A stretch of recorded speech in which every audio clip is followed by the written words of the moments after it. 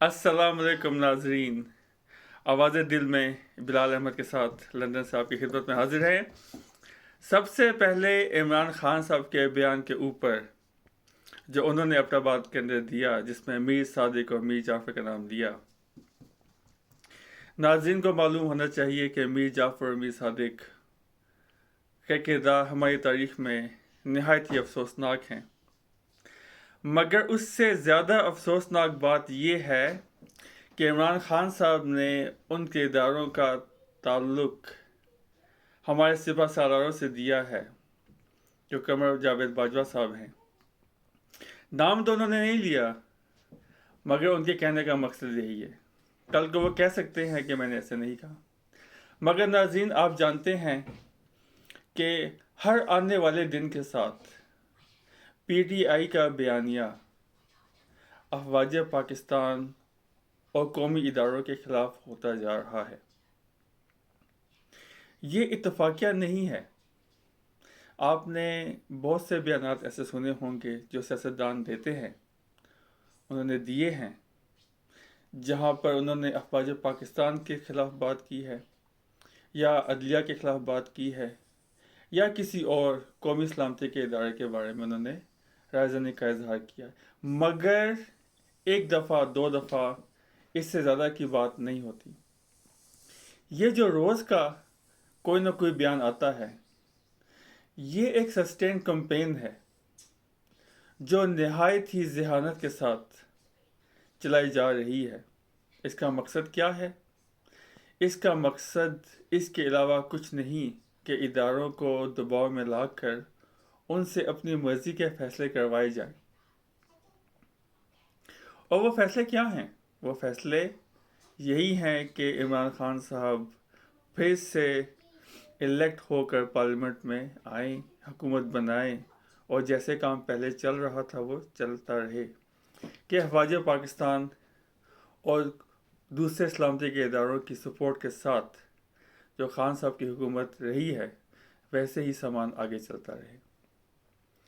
मगर इस वक्त प्रॉब्लम ये है कि पाकिस्तान आर्मी ने और दूसरे कौमी सलामती के इदारों ने यह वाज़ेह तौर पर पैगाम दिया है और अमली तौर पर करके भी दिखाया है कि वो सियासत में हिस्सा नहीं लेना चाहते और चाहते हैं कि सियासतदान आपस के मसाइल खुद तय करें।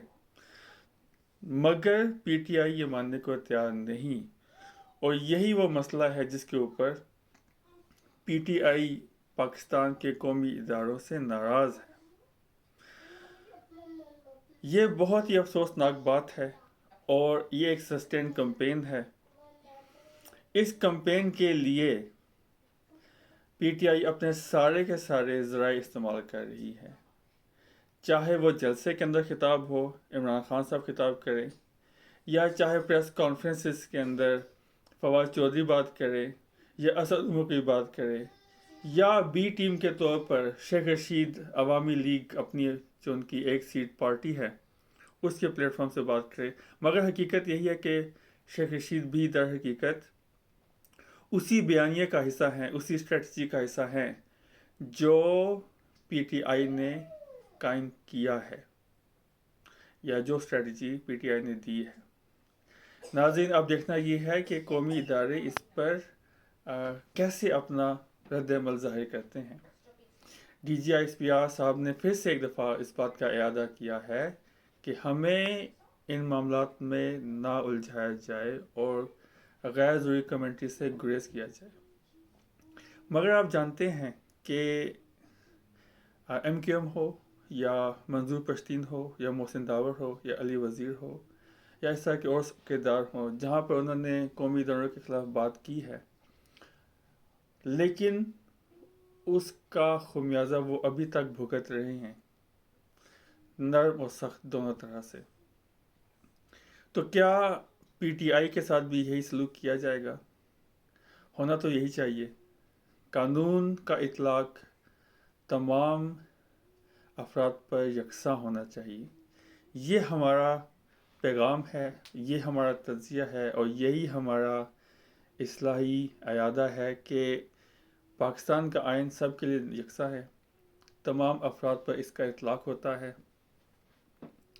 یہ نہیں ہو سکتا کہ سیاسی پلیٹ فارم سے اگر تو پی ٹی آئی پنجاب سے بات کر رہی ہے یا قومی جماعت ہے تو اس کو اس بات کی اجازت دی جا سکتی ہے کہ آپ جس مرضی کا نام لے کر جس مرضی سے اس کا ناطہ جوڑیں تو کوئی مسئلہ نہیں. ایسا نہیں ہونا چاہیے. میرا خیال ہے کہ قومی اداروں کو اس کا نوٹس لینا چاہیے اور ان کو یہ پیغام دینا چاہیے سیاسی جماعتوں کو کہ ان موضوعات پر اس طریقے سے اظہار خیال نہ کریں. یہ ایک چھوٹی بات نہیں.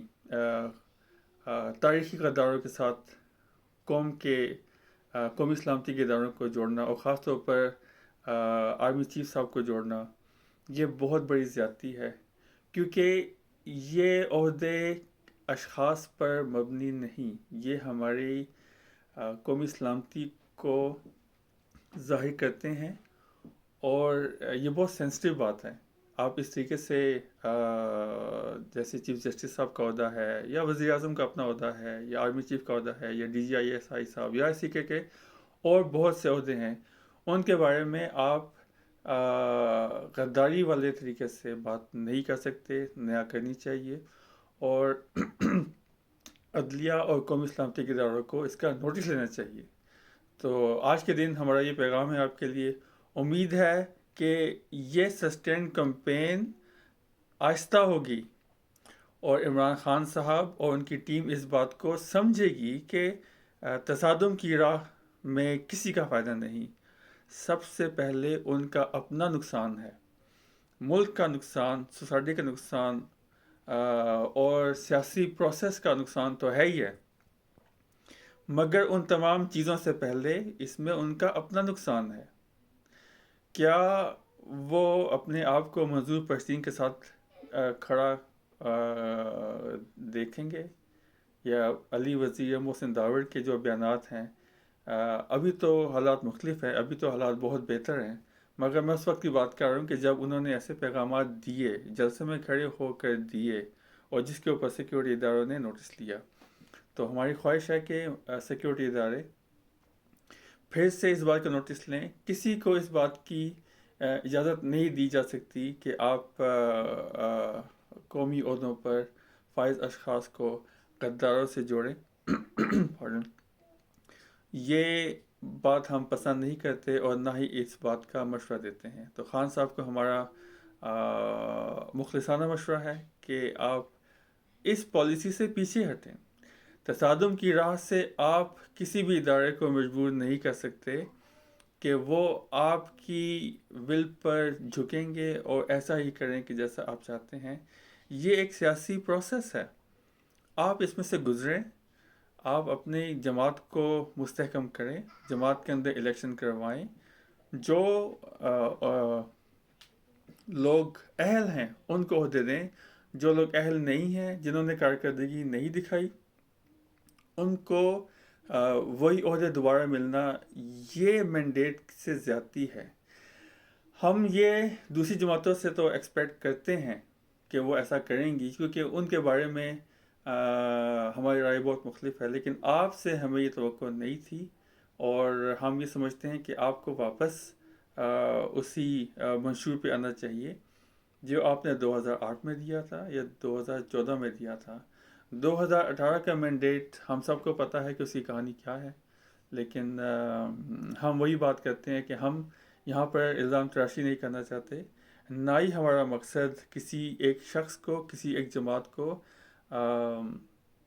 تنقید کا منفی تنقید کا نشانہ بنانا ہے. ہمارا مقصد مخلصانہ مشورہ دینا ہے، تجزیہ کرنا ہے اور تمام جماعتوں کو ساتھ لے کے چلنا ہے کیونکہ اسی میں پاکستان کی بھلائی ہے. سیاسی پروسیس کے چلتے رہنے سے اچھی قیادت سامنے آتی ہے اور ہمیں یہ چاہیے کہ ہم ایک سیاسی پروسیس کو سپورٹ کریں، نہ کہ شخصیت پرستی اور فاشزم کی طرف ملک کو لے کے جائیں. تو بہت شکریہ ناظرین سننے کا. انشاءاللہ پھر سے حاضر ہوں گے آواز دل پروگرام میں بلال احمد کے ساتھ لندن سے. اللہ حافظ.